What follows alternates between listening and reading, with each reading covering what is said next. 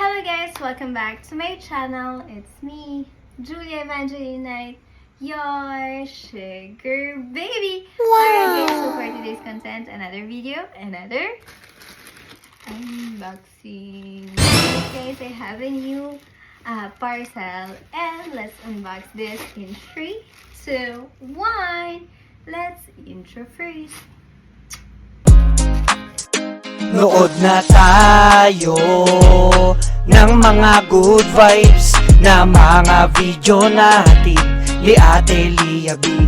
Tara at mag-explore, tayo'y mapangiti, mga saya niya na hatid sa atin. Ito ang vlog ni Ate Lia B. Okay guys, so now let's open it.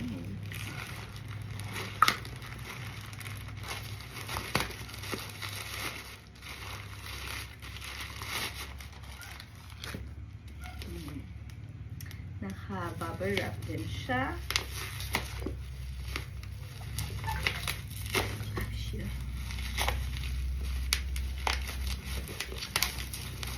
And this is the MotoWolf mobile phone holder. Yung model niya is the 2827 MDL 2827. So, pwede siya pang bicycle, electric bicycle, motorcycle. And the good thing is smart charge motorcycle and 360 rotation. And yung smart charge neto is pwede siyang wireless. O, diba? Ganda. So, let's see inside. Moto. Pagbukas natin, of course, nandito yung receipt natin from the seller where I bought it. Pinicturean naman niya yun. We have the manual. Paperworks. And this is tanan, the phone holder. Ayan. So, secured siya, guys. And this model, guys, sa pagkakaalam ko, is the V4. Side mirror type siya. Kasi tatlong type yata yan. Yung clamp, tapos yung isa hindi ko na alam, nakalimutan ko. And this, side mirror. Ayan. And the good thing, guys, may shock absorption siya. Ano yung shock absorption? Is, kunwari, dumadaan ang ating motorcycle sa mga lubak-lubak na daanan. Usually, di ba, gumagalaw-galaw, nagkaganon. So, dito sa likod, ayan, meron siyang shock absorber. Ayan. Paano ba siya? Ano ba ginagawa? Ayan. Ayan, nakikita nyo, guys. Ayan. So, hindi siya direct na ano. Tapos, eto, guys, eto, may charger siya. So, yung charger niya neto is wireless. So, kung iPhone kayo, like me, pwedeng dito. Or, kung hindi naman, kung wala kang wireless charging, pwede naman dito sa ilalim. Ayan. May charging point dito. Port dito. Pwede nyo isaksak yung USB port nyo. Ayan. And magcha-charge kayo. And the good thing is, ayan, may on-off button din siya dito. So, kung gusto niyo mag-charge, edi pindutin lang, on. Kung ayaw niyo mag-charge, off nyo. Ganun. So, yan, 360 degree. Ayan, 360 degree. And ito yung wire niya, kung saan itatap natin. Directly, maybe directly ko itatap sa,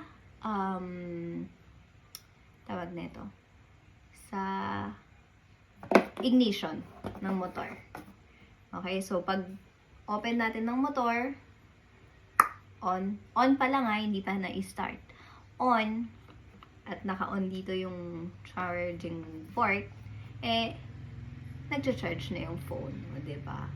And of course, ayan, magandang part is meron siyang dito sa taas, not just like dito sa gilid lang. And dito sa baba.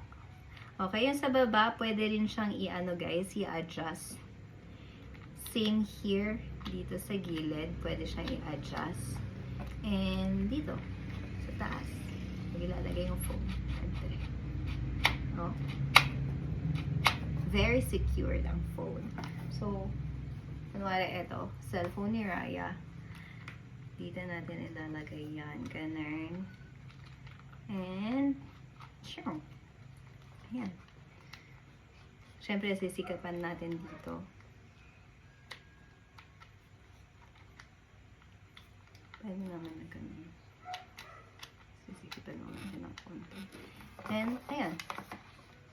Ano na siya? Secured na siya, guys. Diba? And dito, sa likod, pwede rin na panglagayan ng, kung may mga camera kayo, dashcam camera or whatsoever, pwede nyo ilagay din dito sa likod. And, pwede rin na lagyan din ng cover dito. Yung phone.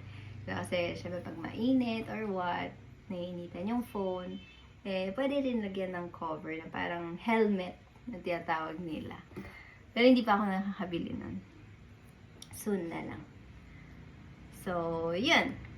And then, what else? Yung maganda din dito sa ano na to, sa phone holder po na ito is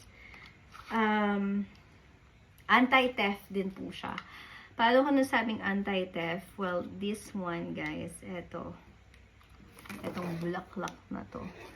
Ito yun, guys. Pag wala kayo nito, hindi basta-basta matatanggal. Yung ganun niya. Kasi nga, may anti-theft system siya.